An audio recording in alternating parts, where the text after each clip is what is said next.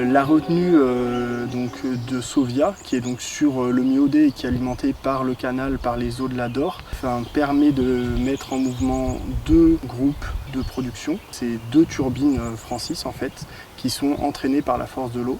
Donc vous avez l'eau qui arrive de la conduite forcée, qui passe sous le sol et qui vient remplir ce qu'on appelle la bâche, donc cette partie bleue qui entoure la turbine. Derrière, vous avez l'alternateur qui va fabriquer l'électricité.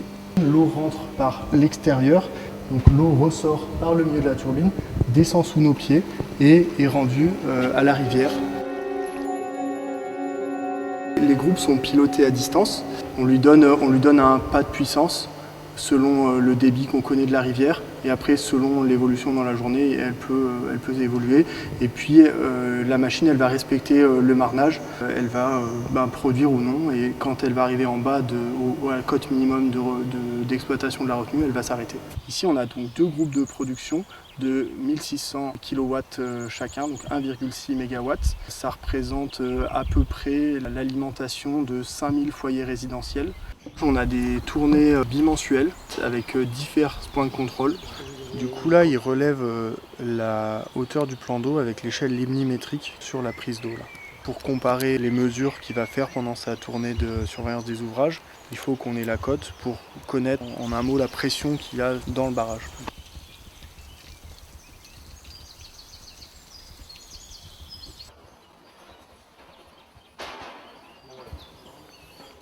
Le but du barrage, c'est de retenir l'eau dans le lac artificiel à l'amont.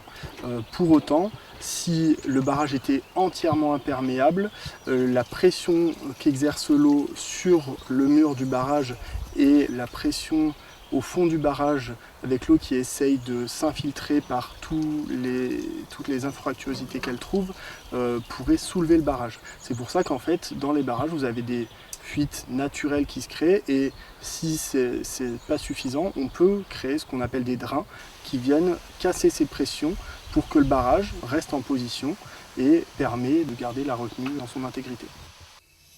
Chaque aménagement hydroélectrique a dû s'adapter à son environnement et à la topographie de l'endroit où il était construit, selon les types de sol, les types de roches, et le type de barrage. Si vous avez un poids maçonné ou juste un poids en enrochement, vous avez naturellement pas les mêmes écoulements à l'intérieur du barrage, et donc du coup tous les barrages n'ont pas forcément de drain, mais tous les barrages ont des fuites par contre.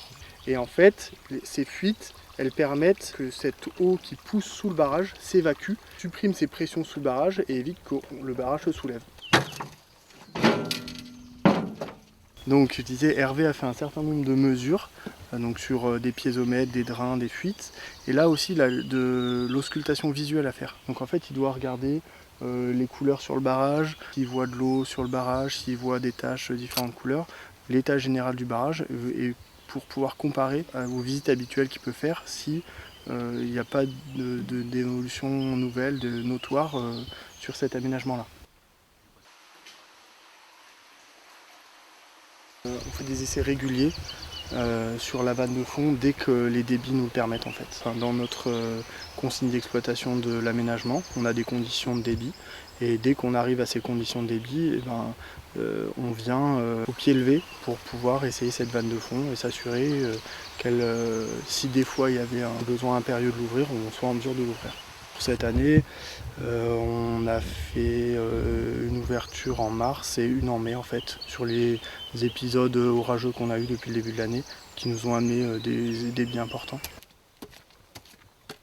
Sauf exception, hein, globalement EDF ne vidange plus ses barrages et fait les contrôles décennaux, donc les études de danger, avec des plongeurs ou avec des drones subaquatiques qui vont venir ausculter le parement amont, donc le mur qui est en contact avec l'eau.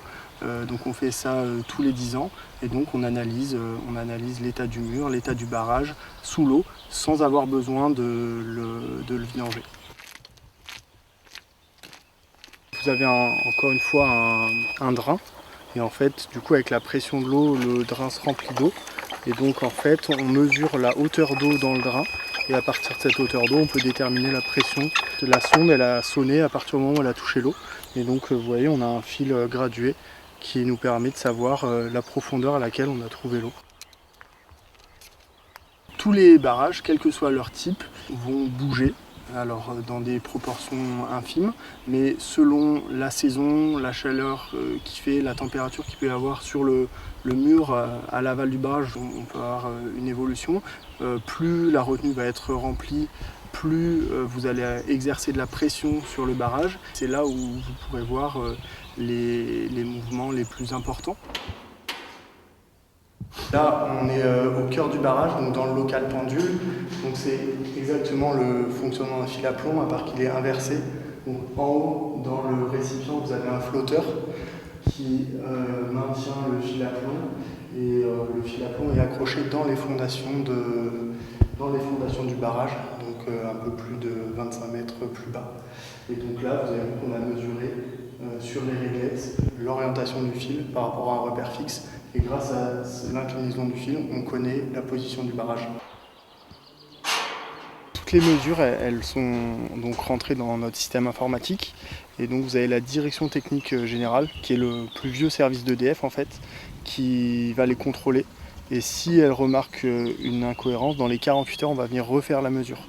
Et à partir de là, du coup, de la nouvelle mesure, si elle redétecte une incohérence par rapport aux mesures historiques, et ben on va voir les plans d'action qu'on met en œuvre pour analyser d'où pourrait venir cette incohérence de mesure.